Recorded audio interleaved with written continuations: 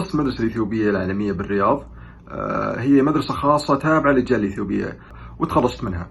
درست في مدارس حكومية سعودية من الصف الأول ابتدائي لين ثالثة ثانوي. انقسم التعليم بين الحكومي وبين الخاص. المرحلة المتوسطة والمرحلة الثانوية كانت في مدرسة حكومية. انتقلت تقريبا لما كنت في الصف الثاني المتوسط إلى أثيوبيا، إلى أديس أبابا، وكملت دراستي الثانوية في مدرسة خاصة انترناشنال. أهم حاجة اللغة الإنجليزية، لأنه الدراسة كلها باللغة الإنجليزية. اللغة الأمهرية تعتبر ثانوية. احتجت إني أول حاجة أصدق شهادة ثالثة ثانوي من وزارة التربية والتعليم السعودية، وبعدها من الخارجية السعودية، وبعد كده أرسلت أوراقي لأثيوبيا. هناك في أثيوبيا في جهة مختصة التعليم العالي ياخذوا الشهادة ووازنوها، بحكم إنه شهادتي عربية، فأخذوا الشهادة ووازنوها وعادلوها وودوني شهادة أثيوبية. بديك الشهادة قدرت أقدم على الجامعة. بحكم إني درست في المدرسة الإثيوبية العالمية، أخذت اختبار دخول الجامعات أو University Entrance Exam اللي تجهزها وزارة التربية والتعليم الإثيوبي. فبمجرد ما إنك تنجح فيها يأهلك إنك تدرس في جامعات حكومية إثيوبية أو جامعات خاصة بكل سهولة. طبعا الصعوبات بالهبل. عندك اختلاف عادات، تقاليد، أديان. أول الصعوبات اللي واجهتها اللغة الأمهرية. واجهت المشكلة هذه طبعا الصمت تماما لمدة تقريبا يمكن ترمين قاعد ما أتكلم ولا كلمة بالأمهري.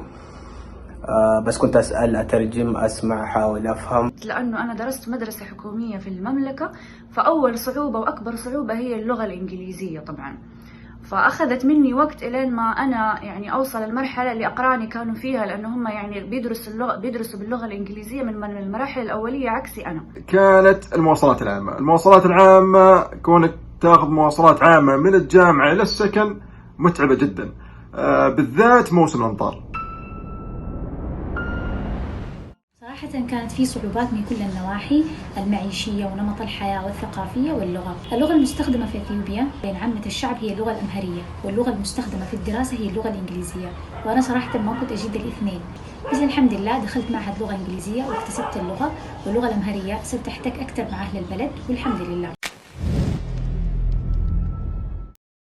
إنه زملائي في نفس الدفعة كانوا يدفعوا دبل يعني بحكم إنها جامعة خاصة كانوا يدفعوا دبل السعر اللي بيدفعوا الأثيوبي.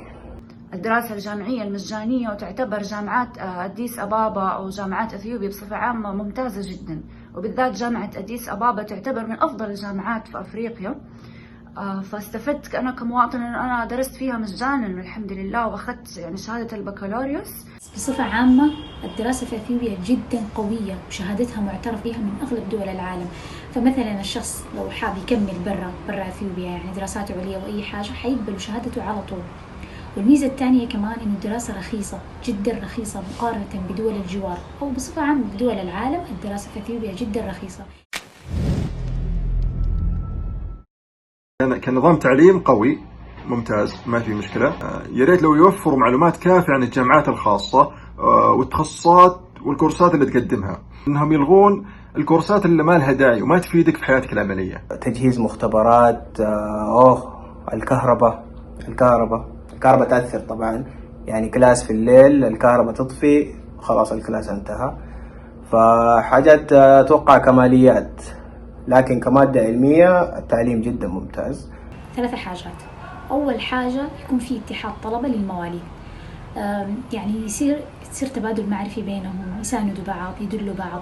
الحاجة الثانية أتمنى يكون في مكاتب خاصة تخلص معاملات الطلبة من تصاديق في السفارة السعودية أو من الخارجية الأثيوبية أو من التعليم العالي في أثيوبيا. الحاجة الثالثة أتمنى من الحكومة الأثيوبية أنها تستثمر أكثر في قطاع التعليم الخاص، يعني مثلا يستثمروا أكثر في الكليات الخاصة عشان يستقطبوا أكبر قدر ممكن من الأثيوبيين نفسهم المولودين برا أثيوبيا أو من الأجانب. يعني أنسى أنني يوما سعيت فارتقيت